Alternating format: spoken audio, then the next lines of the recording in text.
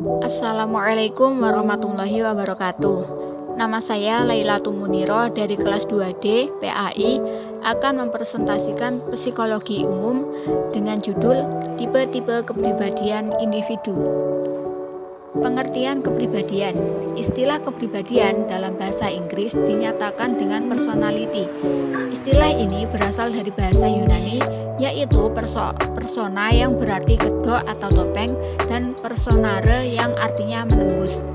Kepribadian merupakan aspek yang khas dan unik dari tingkah laku seseorang yang bisa mempengaruhi kemampuan orang tersebut dalam menyesuaikan diri dengan lingkungan. Kepribadian juga didefinisikan sebagai karakteristik seseorang yang menyebabkan munculnya konsistensi perasaan, pemikiran, dan perilaku. Secara umum, kepribadian seseorang merujuk pada bagaimana mereka tampil dan memberikan kesan bagi orang lain. Kepribadian adalah metode berpikir manusia terhadap realita. Kepribadian juga merupakan kecenderungan terhadap realita. Dan dengan arti yang lain, kepribadian manusia adalah pola pikir akliyah dan pola pikir nafsiyah. Tipe-tipe kepribadian. Dalam dunia psikologi, terdapat 4 tipe kepribadian yang disempurnakan.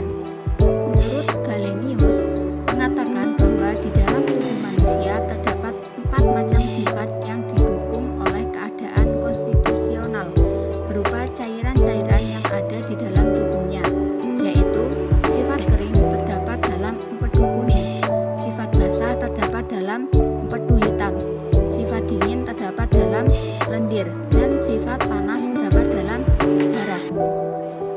Sifat-sifat kejiwaan yang khas yang terdapat pada diri seseorang sebagai akibat dari dominannya salah satu cairan tersebut, sehingga menggolongkan manusia menjadi 4 tipe berdasarkan temperamennya, yaitu sebagai berikut.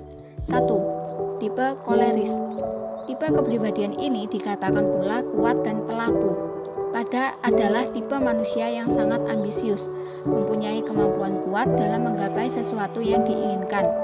Ciri-ciri manusia yang memiliki kepribadian tipe koleris antara lain: A. Terlihat berapi-rapi, B. Aktif, C. Praktis, C. Cekatan, E. Mandiri, F. Independen, G. Gaya bersikap tegas dan berpendirian keras, H. Ide dan rancangan tidak pernah habis, I. Memiliki prinsip hidup yang tegang.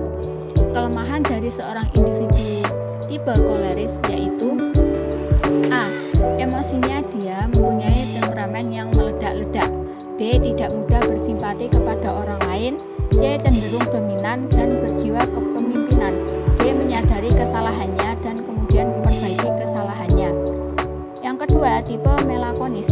Seorang yang memiliki tipe kepribadian ini dikatakan pula pemikir dan sempurna, merupakan tipe manusia yang dalam pergaulannya bersifat temperamen, memiliki sifat seni yang tinggi, akurasi pemikiran lebih akurat, terkadang sangat sensitif, bakatnya menonjol dan dia rela berkorban demi apapun yang dibelanya, dan dia suka menyalahkan dirinya sendiri yang terkadang menjadi rendah diri. Adapun yang ketiga yaitu tipe pragmatis. Tipe kepribadian ini dikatakan pula damai dan pengamat. Tipe manusia yang memiliki kepribadian pragmatis ini memiliki sifat alamiah pendiam, tidak suka kekerasan, merupakan kepribadian yang sangat konsisten, tenang, dan jarang sekali terpengaruh dengan lingkungannya. Tidak pernah terlihat gelisah, tidak pribadinya yang dingin dan malu-malu, memiliki kemampuan yang lebih dan merasakan emosi yang terkandung pada sesuatu. 4. Tipe sanguinis. Manusia yang memiliki kepribadian tipe sanguinis cenderung sangat bersemangat, terlihat selalu ceria, pergaulannya yang hangat, dan sangat menikmati kehidupannya, walaupun dalam kondisi apapun. Ciri lainnya dari kepribadian tipe sanguinis ini ketika harus mengambil satu keputusan cenderung lebih mendasarkan perasaan daripada pemikiran, serta selalu mencari kesenangan, tidak suka membiarkan hatinya berlarut dalam kesedihan. Selanjutnya, faktor yang mempengaruhi kepribadian. Banyak faktor yang mempengaruhi perubahan dan dinamika kepribadian seseorang. Kepribadian merupakan karakteristik yang relatif stabil.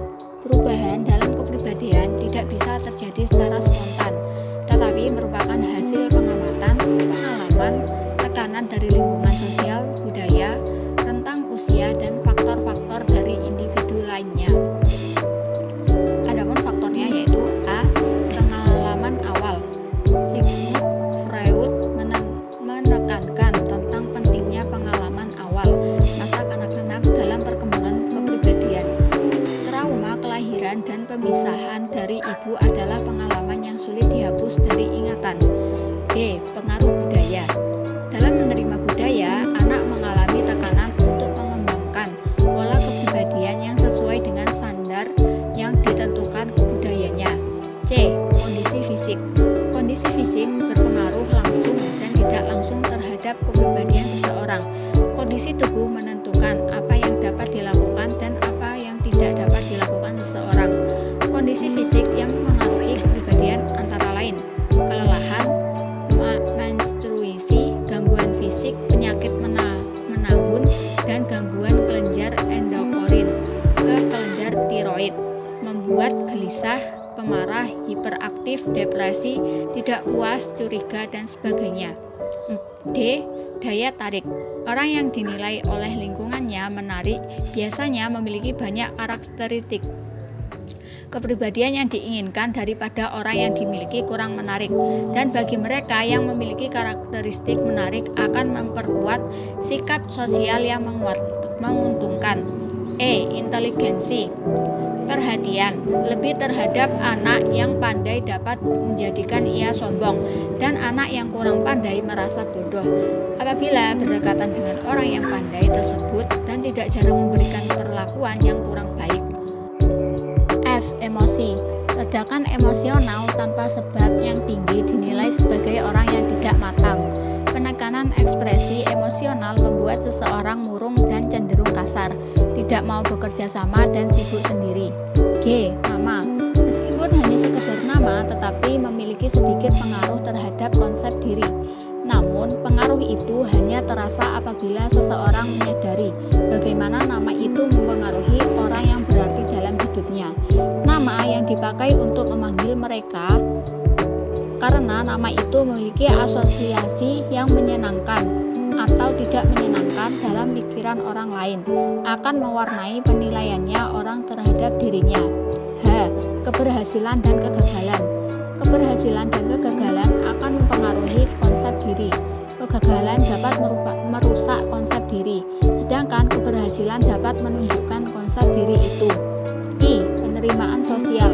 Seseorang yang diterima dalam kelompok sosialnya dapat mengembangkan rasa percaya diri dan kepandaiannya. Sebaliknya, seseorang yang tidak diterima dalam lingkungan sosialnya akan membenci orang lain, cemburut, dan mudah tersinggung. J. Pengaruh keluarga. Pengaruh keluarga sangat mempengaruhi kepribadian seseorang, sebab waktu terbanyak individu adalah keluarga, dan di dalam keluarga itulah letaknya sendi-sendi dasar kepribadian. K. Perubahan fisik.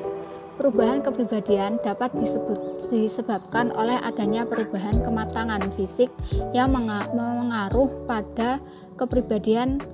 Akan tetapi perubahan fisik yang mengaruh pada klimakterium dengan meningkatnya usia dianggap sebagai suatu kemunduran menuju arah yang lebih buruk.